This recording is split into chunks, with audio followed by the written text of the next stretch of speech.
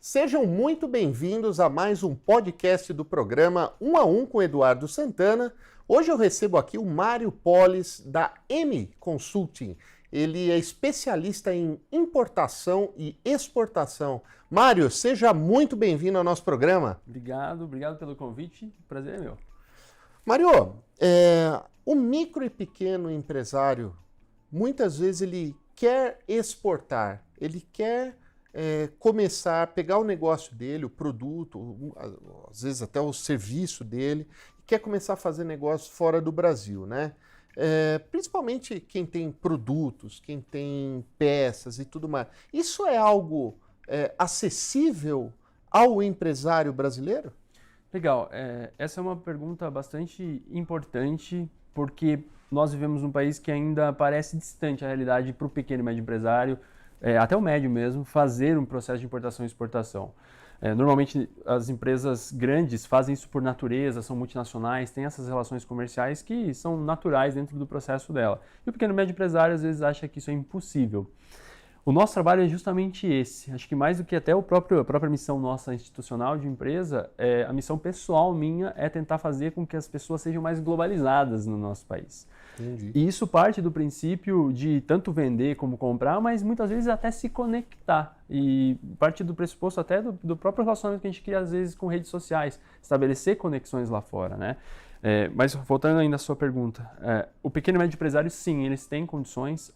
Hoje, o mundo tem trabalhado com uma logística que faça cada vez com que isso se torne mais fácil. Então você tem grandes players de mercado trabalhando logísticas que possam transportar menos cargas e aí passa a ser mais acessível que importadores e exportadores pequenos consigam movimentar processos. Acabou aquela ideia que se tinha de que para importar ou exportar precisava encher um container de mercadorias. Hoje, não precisa mais. Não, a maior parte dos nossos clientes movimentam um pallet, movimentam transportes aéreos com caixas pequenas, fazendo investimentos muito menores do que se imaginava lá atrás. As pessoas costumam achar que são coisas de milhões de reais, e a gente está falando, às vezes, de investimentos que é corriqueiro para o cara, né? Depende muito do negócio, são coisas triviais. Então, não é assustador como já foi. Entendi. Agora, Mário, a gente entra nessa próxima década, né? Estamos terminando uma década, iniciando uma outra década, que é uma década sui generis, né? Acho que pela primeira vez no Brasil, a gente começa a realmente ter uma visão de mercado. E essa visão de mercado, ela leva a algo chamado competitividade. Perfeito. E no passado nós fomos muito fechados em relação à competitividade, o que quer dizer que daqui a pouco muitas micro e pequenas empresas da Alemanha, dos Estados Unidos, da França, da Finlândia, estarão aqui no Brasil competindo com os nossos empresários, né? Agora, quando a pessoa começa a realmente olhar o mundo como um mercado e começar a atuar em outros mercados mundiais, isso pode ser também um diferencial dela? Com toda certeza. Na verdade, a gente tem cases interessantes que refletem isso e estão mais vivos nos nossos olhos do que parece. Por exemplo, quando uma empresa ela se internacionaliza, a marca dela para o mercado nacional aumenta muito. Exemplos rápidos e simples. Se você pegar um biscoito, uma bolacha no mercado, olhar na embalagem dela no verso e ver que tem outros idiomas, você já fala, opa, essa bolacha é melhor do que determinadas que não tem. Aham. E é um simples exercício que na nossa mente faz muito sentido. Entendi. E o maior exemplo simples disso é o valor adicionado, por exemplo, para a cachaça. Quando a gente exporta, ela se chama cachaça, quando a gente vende no mercado nacional, ela vira pinga. Muda até o nome, o conceito dela no mercado nacional, né? Então, o valor de uma marca internacionalizada, ela muda e reflete isso tanto no mercado internacional, mas também no mercado nacional. As pessoas se sentem mais fidelizadas com isso. Pelo gancho da próxima década, né, esse novo Brasil que nós estamos aí, nós estamos fazendo parte desse movimento, preparando esse Brasil para a próxima década, ele realmente tende a ser um Brasil diferente em relação ao mercado. Nós temos pela primeira vez, e aí não é uma defesa política nem nada, um secretário de comércio exterior que é especialista nisso pela primeira vez na história. Uau! E isso faz com que a gente consiga se conectar melhor com o que é considerado melhores práticas a nível de relações internacionais enquanto país. E o Brasil, como fornecedor de alimentos e de commodities, como poucos no mundo, ele tende sempre a ter condições favoráveis a nível internacional, se bem explorados.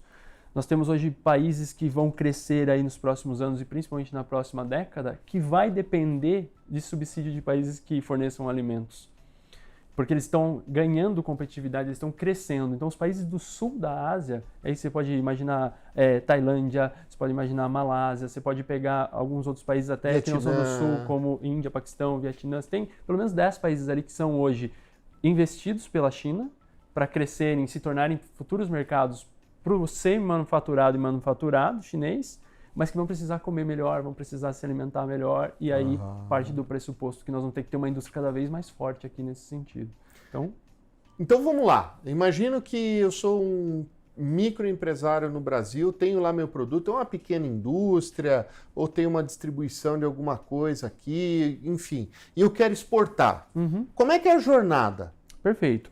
Bom, hoje você pode partir do princípio que a exportação de alimentos, ela pode ser um processo de cadeia ou ela pode ser uma exportação direta. Você, se às vezes é um pequeno empresário, tem ainda muitos receios de se preparar para o mercado externo e de criar alguma estrutura ali, enfim, você pode, no estágio inicial, começar vendendo para quem está no mercado externo. Então você tem muitas tradings no Brasil que elas já estão nos mercados lá fora e elas precisam de bons fornecedores aqui, que inclusive façam com marca própria. Então você pode ser uma dessas empresas, então você tem um contato indireto no mercado. A outra forma é que hoje você pode usar, por exemplo, ferramentas como o comércio virtual, como o e-commerce, né, para fazer esse tipo de venda, mesmo sendo alimentos. Hoje existe um fluxo muito rápido de logística para fazer essas entregas, então você pode se conectar também desta forma. Mais do que isso, na verdade, você tem um processo, como você bem disse, que nós vamos ter na próxima década, da vinda de muitas empresas para cá. E a vinda de muitas empresas para cá, se você acessa a planta aqui no mercado local, uma vez que você homologa esse produto aqui, isso faz com que você abra uma cadeia também internacional para fazer esse processo de venda para as outras plantas. Então, você pode começar por um estágio local e depois você pode partir para o mercado internacional. É um processo de crescimento, né? Antigamente a gente tinha a ideia de que internacionalização, ela partia do pressuposto de eu preciso exportar, depois eu preciso ter uma planta lá fora. Eram processos muito maiores do que hoje a gente vê. O processo de internacionalização hoje, ele pode ser feito em contato no próprio mercado local, com possibilidade de ele ter parcerias aqui com outras empresas para acessar o mercado externo. Então, tem N possibilidades aí, né? E o pequeno e médio empresário tem espaço para fazer isso.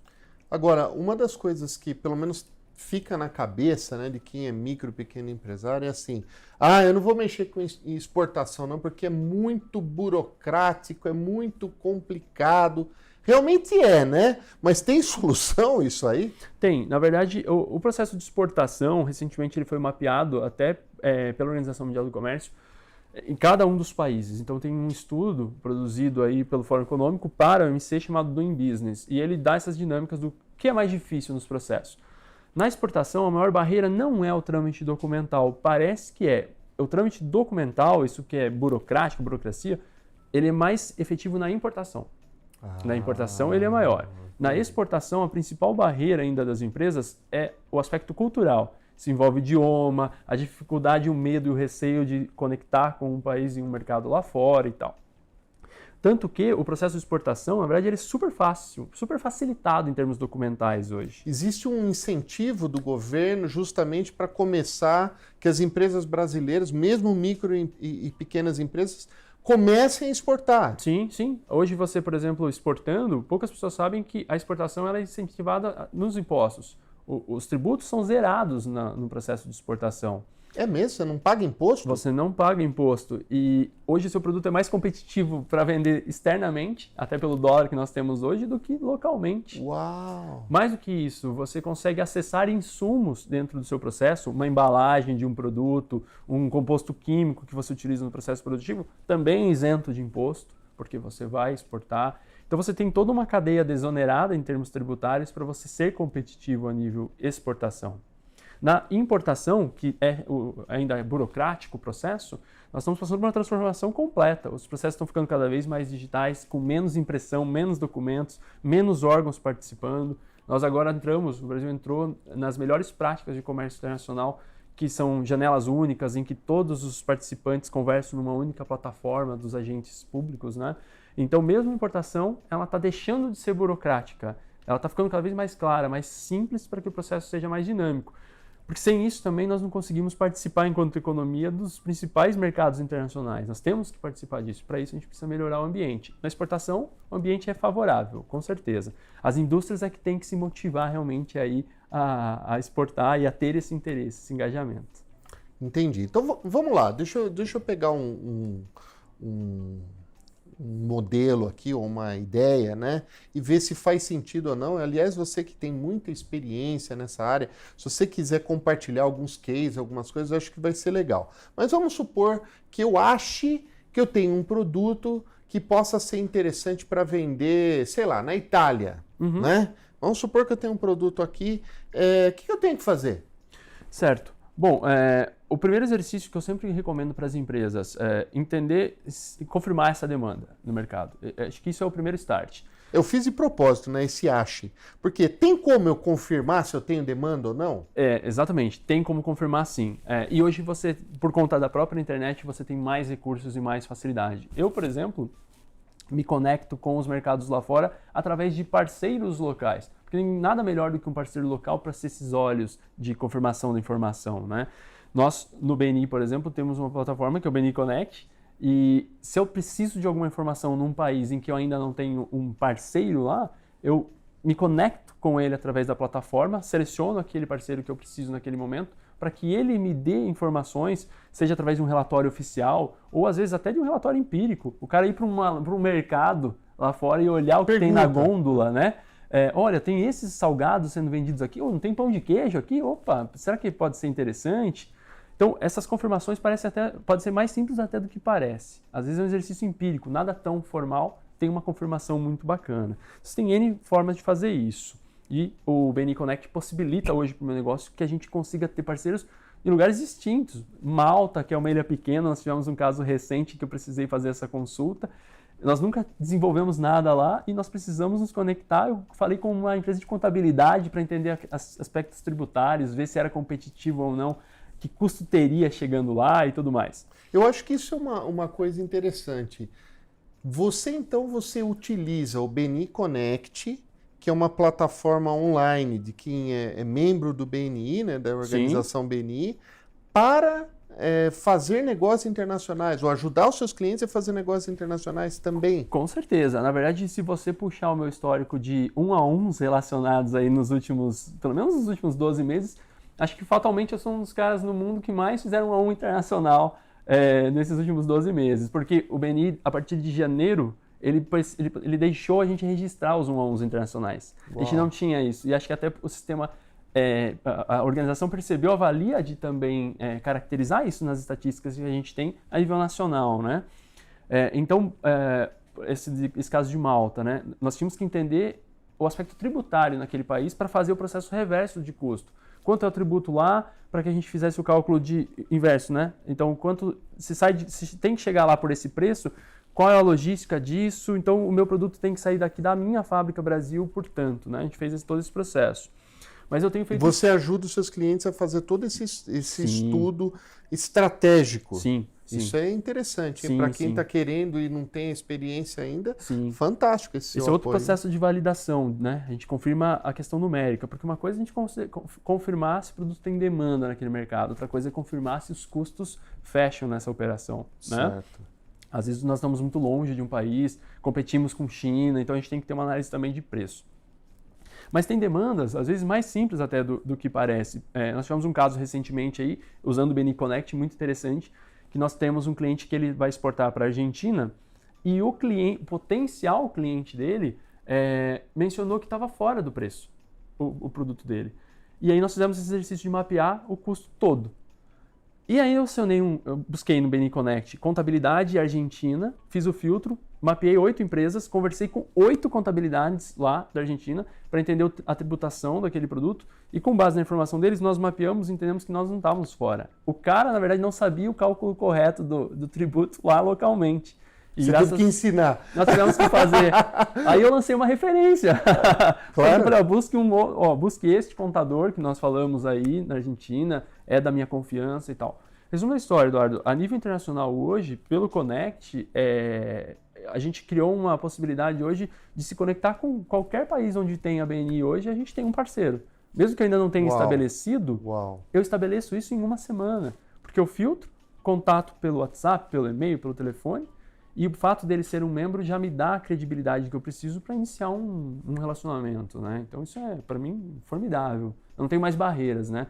Antes eu tinha determinados problemas em constituir esse parceiro lá, né?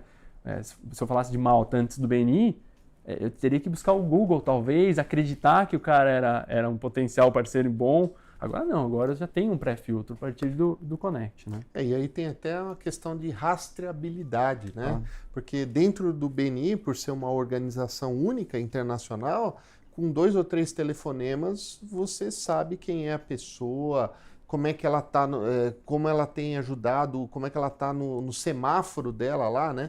Para quem está nos ouvindo aqui e não conhece, né?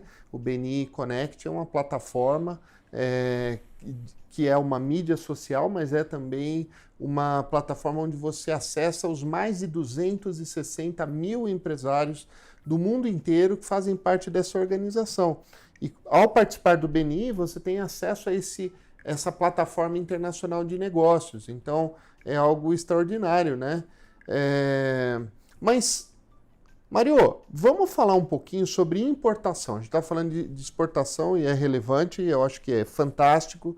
Mas importação, puxa vida, eu tenho uma máquina que eu preciso importar para a minha empresa. Perfeito. O microempresário, ele pode importar diretamente? Como é que funciona isso? Pode sim.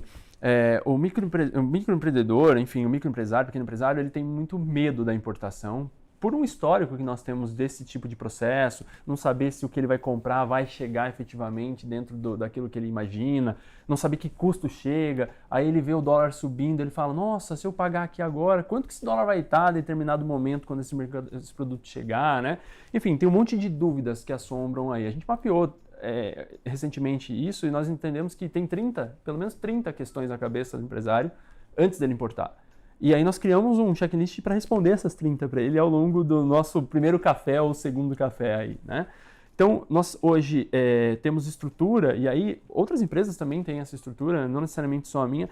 Hoje, a globalização está tão intensa nessa situação que a gente consegue saber quem é aquele fornecedor, a gente consegue desenvolver esse fornecedor, a gente consegue planejar a importação para ele, para que ele saiba exatamente quanto vai chegar o produto para ele no estoque dele, né? Ou seja, na empresa dele. A gente consegue mapear toda a cadeia e fazer com que o processo de importação seja seguro, que não seja uma ideia mirabolante. Ou seja, não tem mais surpresa. Não tem mais surpresa. Não tem mais surpresas.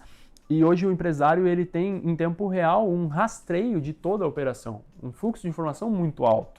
Então, nós temos hoje exemplos de situações em que o nosso cliente aqui no Brasil, ele está, através de uma videoconferência no WhatsApp, visualizando uma fábrica na China, porque tem um inspetor de um parceiro nosso lá filmando para ele ver se ele aprova aquele processo produtivo, ao vivo. Então, isso, há 20 anos atrás, era algo inimaginável, né? E hoje nós temos ferramentas, condições de fazer isso com naturalidade. Às vezes parece... a gente até esquece do passado, né? Parece tão simples hoje esse tipo de coisa para nós, tão corriqueiro, a gente esquece do tamanho, às vezes, da importância que nós temos hoje desse tipo de ferramenta, né? Então, é muito mais tranquilo do que já foi no passado. Agora, muitas vezes, vou pegar um exemplo chulo aqui, tá? Mas muitas vezes as pessoas até erroneamente fazem, né? Às vezes o sujeito, vamos supor, ele tem uma empresa de locação de som.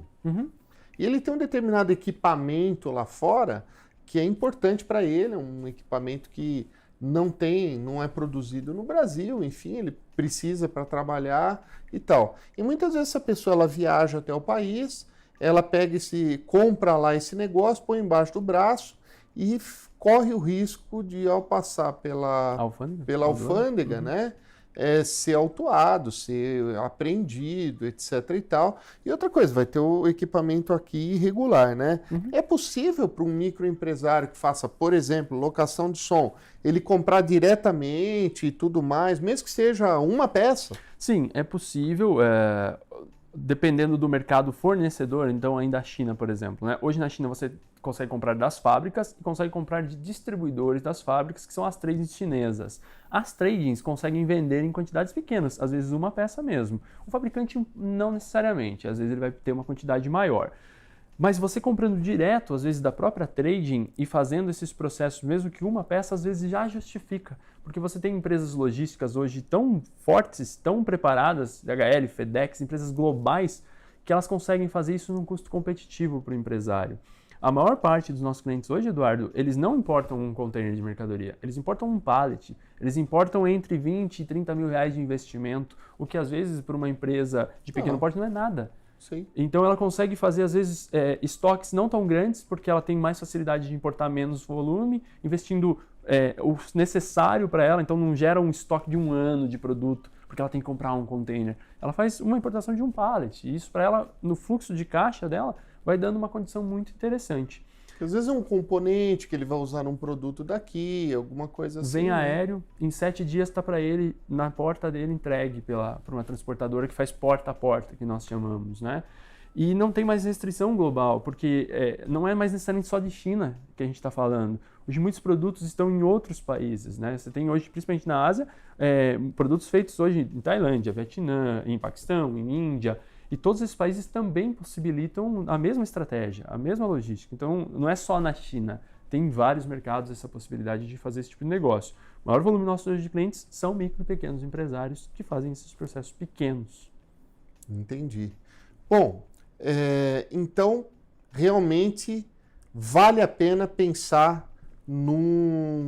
em se internacionalizar.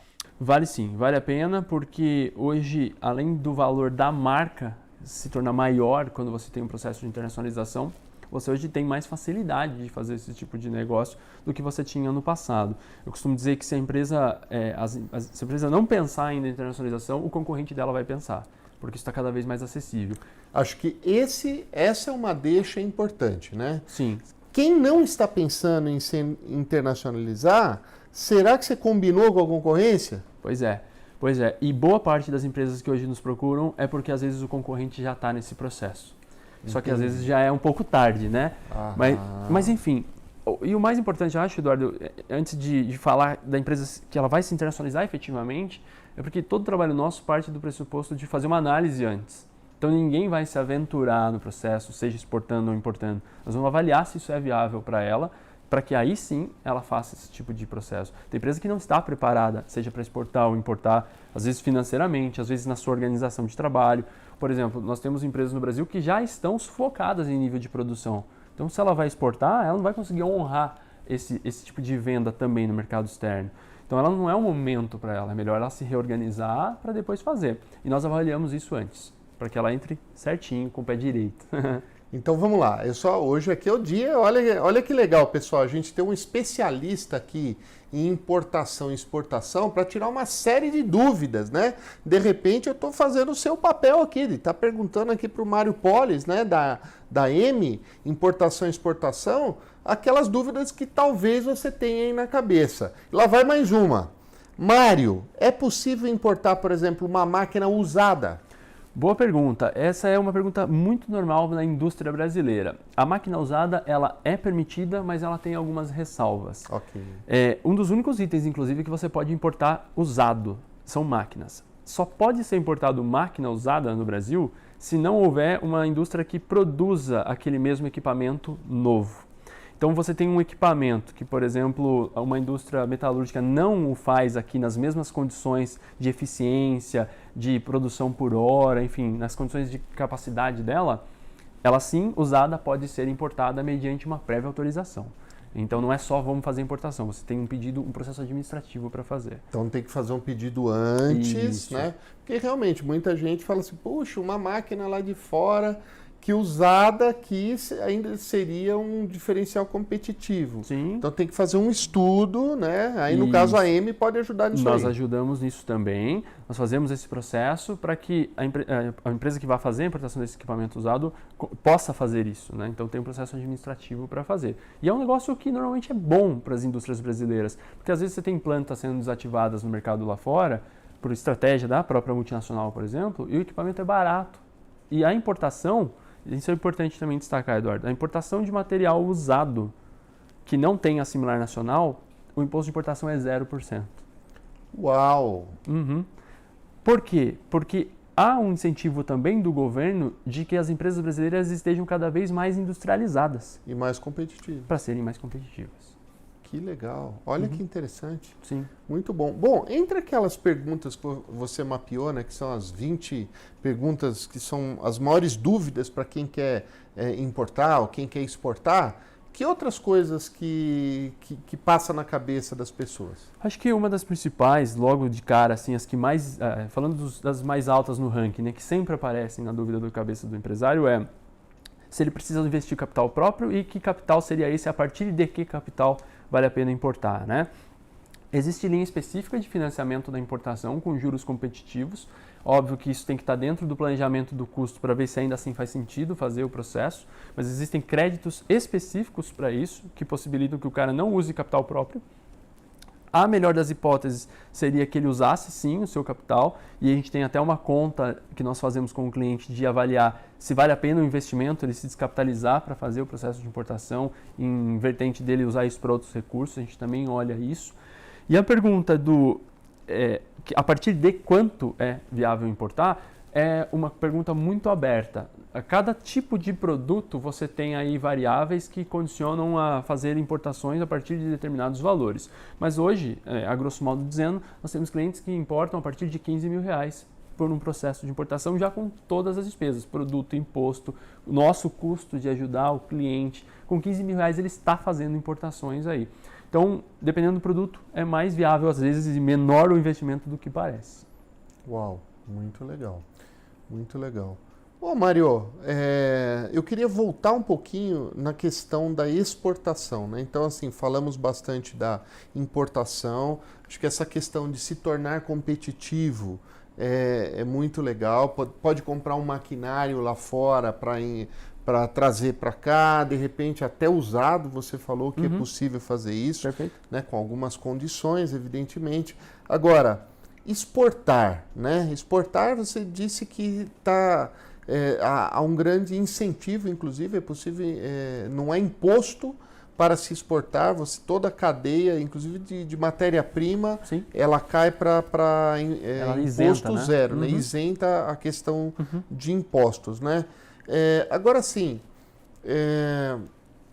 por exemplo, eu tô aqui, vamos supor que eu não faça parte do BNI, né? Não tenho BNI Connect, ainda não conheci, né? Como é que eu vou conhecer o mercado lá fora? Como é que eu vou saber as pessoas? Como é que funciona esse processo aí de realmente ir lá, validar, porque ver se realmente o meu produto ou o meu serviço ele tem cabe, né? adesão lá fora.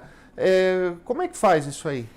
Na verdade, para isso, realmente você precisa ter apoio de uma empresa especializada, isso é inevitável, né? Não dá para entrar no mercado internacional fazendo um processo amador, você corre risco realmente, e não é nem querer vender o meu tipo de trabalho, porque não necessariamente precisa ser feito comigo, mas buscar empresas especializadas em mercado externo é fundamental nesse processo, para mapear as variáveis ali e trazer para a realidade do empresário brasileiro se aquilo é viável, se aquilo é palpável, se aquilo tem sentido. Nós, por exemplo, temos hoje parceiros espalhados no mundo que podem trazer essas respostas de mercado, podem entender se aquele produto de fato vai virar dentro daquele mercado como efetivamente deve ser. Então nós temos hoje uma série de ferramentas para fazer essas análises. Trazendo um pouco para a realidade governamental, nós temos hoje um órgão específico no Brasil chamado Apex, que é um órgão público E ele tem muito material, inclusive material gratuito de acesso online, que já dá algumas diretrizes nesse sentido. Ah, que legal, isso seria uma dica legal para o nosso ouvinte. O site da Apex, basicamente jogar Apex Brasil no Google, já vai ser direcionado, é o primeiro que aparecer. É uma agência, e lá, para você ter uma ideia, tem uma ferramenta que você jogando qual é o tipo de produto, ele dá num gráfico, através de um mapa, aonde tem demanda daquele seu produto no mercado internacional. Olha, e aí, a partir daquilo, ele já tem uma primeira informação. Então, ele já pode falar, olha, o meu produto aparece com potencial de mercado em Portugal, tem por um exemplo. cheiro já. Ele já tem um cheiro. Aí, a partir disso, nós podemos trabalhar especificamente uma estratégia para acessar aquele mercado, né? Outra situação que nós temos que pensar a nível de exportação é provocar o mercado para sentir demanda.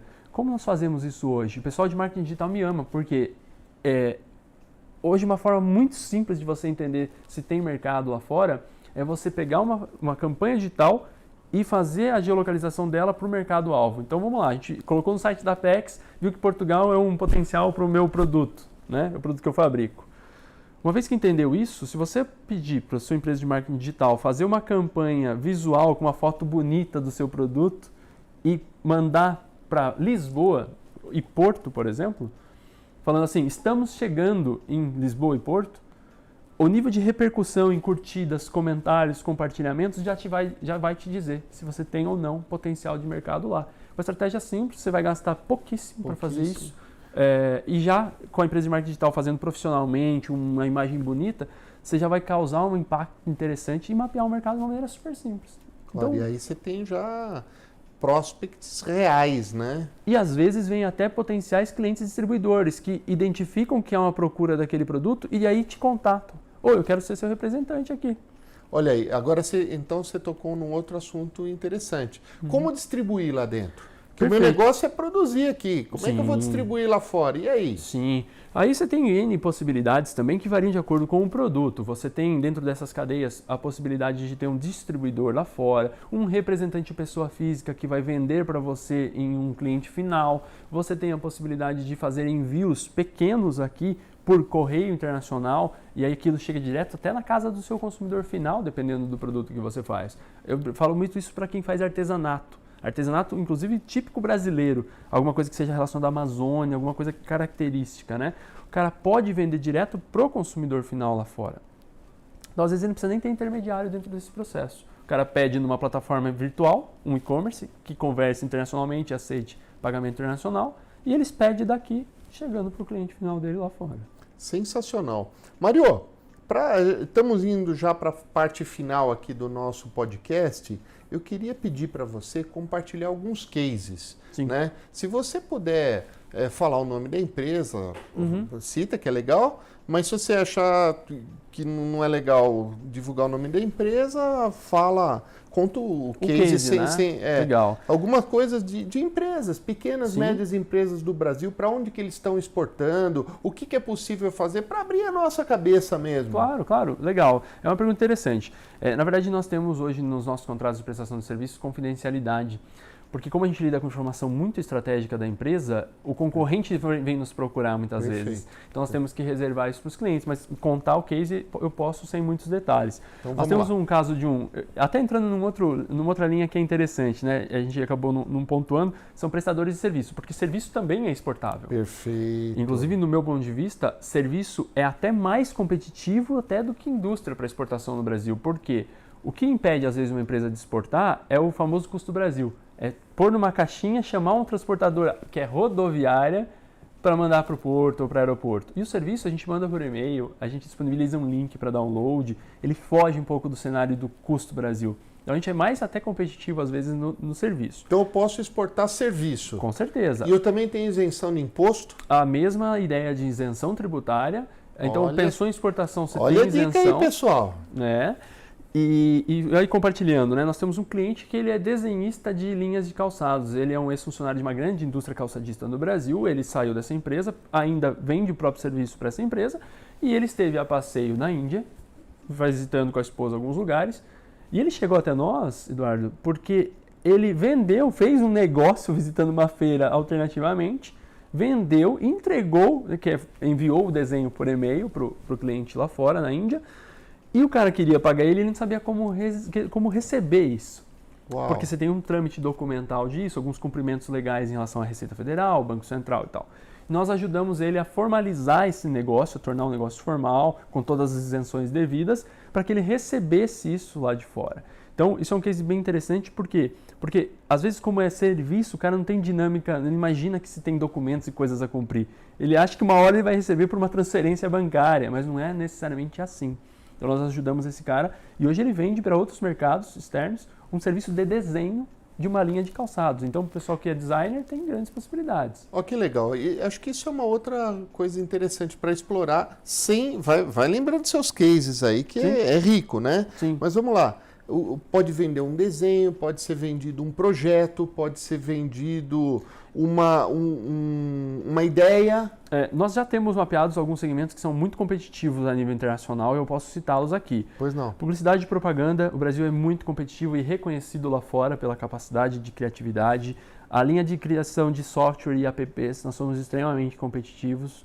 Nós temos na linha de projetos de engenharia, projetos de consultoria e na linha de projeto advocatício, muita competitividade também.